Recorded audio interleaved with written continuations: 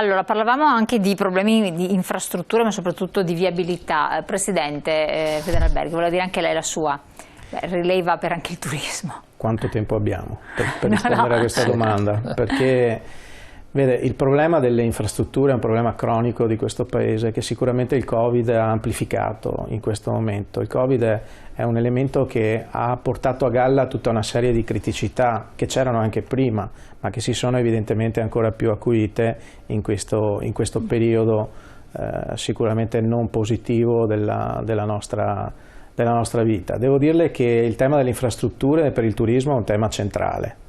Noi oggi scontiamo una arretratezza incredibile rispetto ai nostri competitor internazionali. Intanto c'è un elemento: la distanza non si misura più in chilometri o in miglia, lo hanno capito ormai tutti, la distanza si misura in tempi.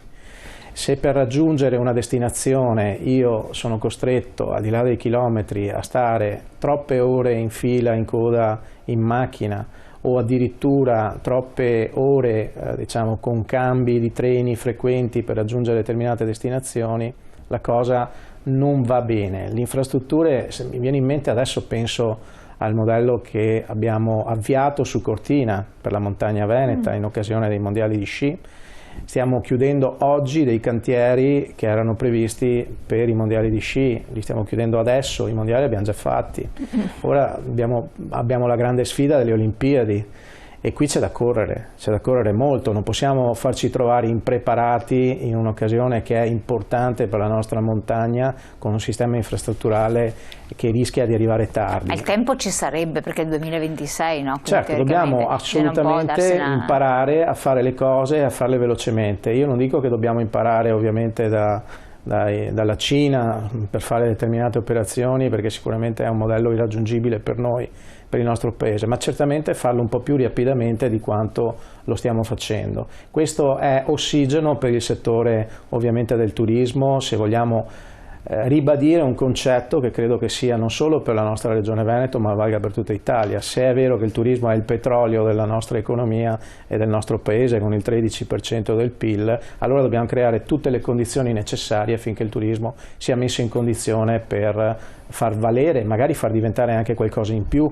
di questo 13% che abbiamo identificato. Quindi certamente la parte degli investimenti sulle infrastrutture è a recupero di un ritardo cronico che abbiamo, ma certamente anche un investimento a recupero di quello che è il processo di digitalizzazione per poi comunicare queste informazioni.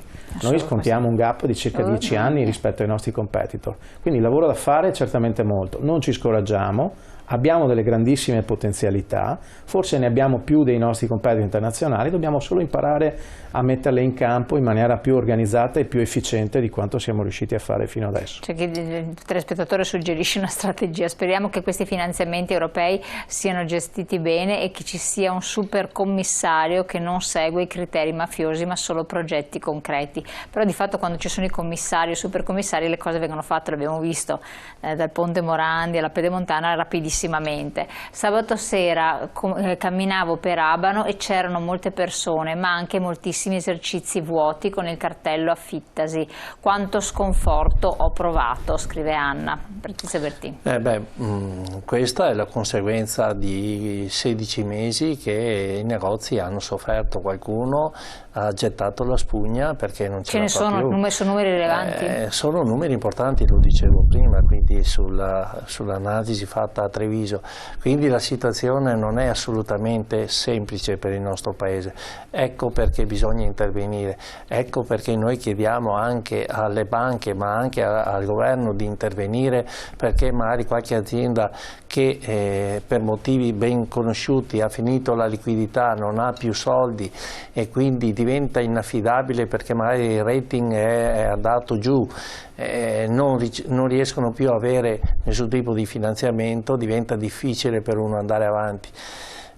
Quindi questa situazione di vedere i cartelli vuoti nelle città è molto preoccupante. Le città i negozi sono nelle città, sicurezza, sono socialità, hanno un ruolo fondamentale. No, ma anche, come dice il Presidente, non vai in hotel in una città d'arte, al di là che vedi quei 4 monumenti, ma ci vai o non ci vai, anche quanto è viva una città. Beh, no? Il turismo non è solo alberghi, e il Presidente lo sa bene, il turismo è l'indotto, e uno va su una città, se una città è viva, sa offrire con ristoranti, negozi, alberghi, cultura, spettacoli, e quindi ci vuole tutto questo tipo di sistema per rendere viva la città, però dobbiamo intervenire assolutamente, perché negozi sfitti noi ne vorremmo vedere molto pochi. Ma non occorrerebbe forse una strategia? Ma ci mancano anche tanti giovani che non fanno più impresa, questo è vero, dai 35 anni in giù abbiamo pochissimi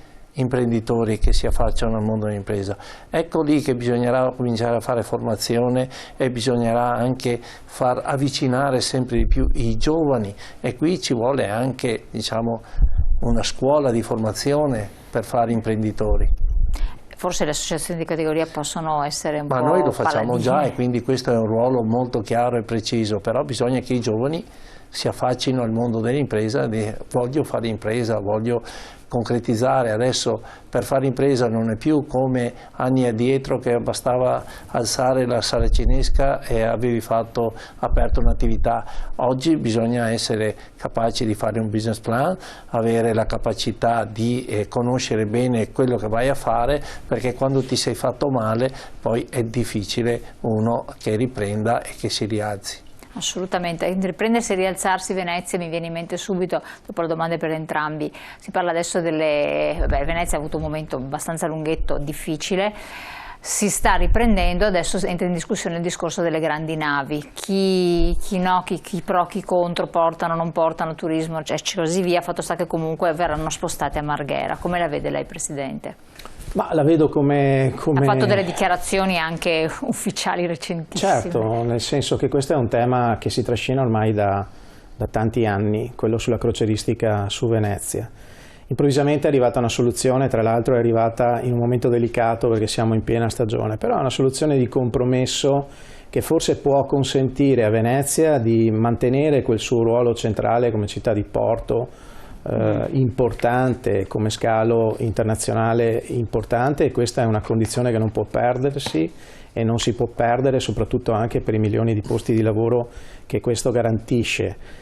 La soluzione adottata dal governo su Marghera è una soluzione che può in qualche modo essere anche accolta, a condizione che non si apra adesso un'altra stagione di decidere come arrivare a Marghera, cioè quale canale scegliere. Perdiamo anche qui il tempo delle decisioni. Il tempo è un elemento fondamentale in questa fase post-Covid o Covid, io mi auguro post-Covid, insomma, in buona sostanza, di pensare di riuscire finalmente a vedere venir meno questa situazione in cui ci siamo trovati. È chiaro che prendere delle decisioni giuste e prenderle velocemente oggi costituisce una condizione sine qua non per consentire di ripartire. Quindi alla domanda rispondo: va bene, benissimo, certo è un momento delicato per prendere questa decisione adesso, ma è una soluzione di compromesso che secondo me restituisce sicurezza da un certo punto di vista a Venezia, tutela del suo patrimonio artistico e culturale, sicurezza per i posti di lavoro che sono un elemento importante. Anche VTP, tra l'altro tante persone che ci lavorano. Assolutamente, e quindi diventa, a mio avviso, una soluzione percorribile, certo non ottimale, di compromesso, me ne rendo conto, però come tutte le cose alle volte bisogna sempre trovare accettabile sostanzialmente. Parlate di negozi chiusi a Abano, ma non avete idea di quanti alberghi blasonati sono chiusi a Firenze e Roma. Pazzesco, ditemi come ne usciremo, Presidente Bertin.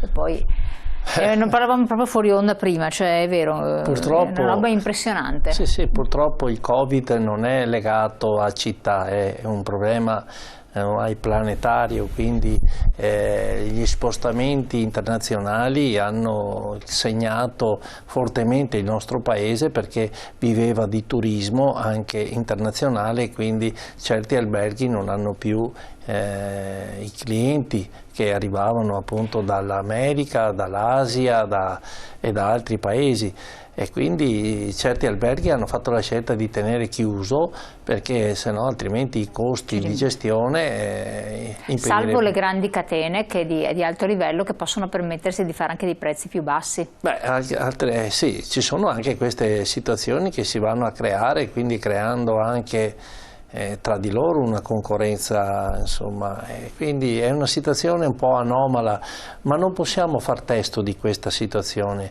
perché gli alberghi io sono convinto che riapriranno, e riapriranno alla grande, perché il turismo comincerà appena questa post pandemia che stiamo attraversando adesso, che speriamo che sia lasciata alle spalle, cominceranno i voli internazionali e cominceranno ad arrivare i turisti, c'è bisogno appunto di posti letto e quindi gli alberghi cominceranno.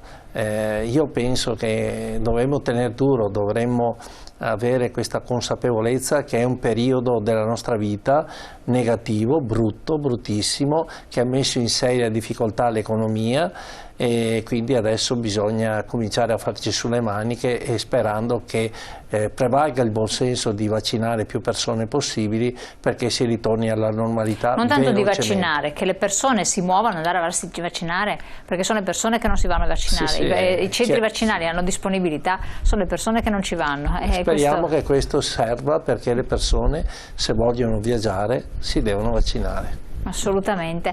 Relativamente agli hotel c'è un aspetto però che riscontravo parlando con diverse persone che quest'estate hanno deciso che vanno all'estero comunque e hanno trovato disponibilità in hotel veramente molto belli, molto lussuosi in alcune città d'arte in Europa a prezzi estremamente accessibili, contrari a quelle che erano le normali regole, però questi hotel sono aperti in località, da capitali europee, insomma. Da noi i corrispondenti invece sono chiusi, perché abbiamo proprio riscontrato, perché non si usano le stesse strategie, cioè pur di tenere aperto non si fanno delle offerte a cui, vabbè, non vado, se potevo andare al 4 stelle stavolta vado al 5 stelle, ma almeno il 5 stelle lavora, chi andava al 3 stelle va al 4 stelle, ma almeno questi lavorano, e poi vabbè i più picchi, i più brutti, avranno anche dei costi minori, pazienza, però sarebbe anche corretto perché questi danno anche vita a una città, sono prestigiosi e potrebbero anche incentivare un certo tipo di movimento di sicurezza nel turista, no?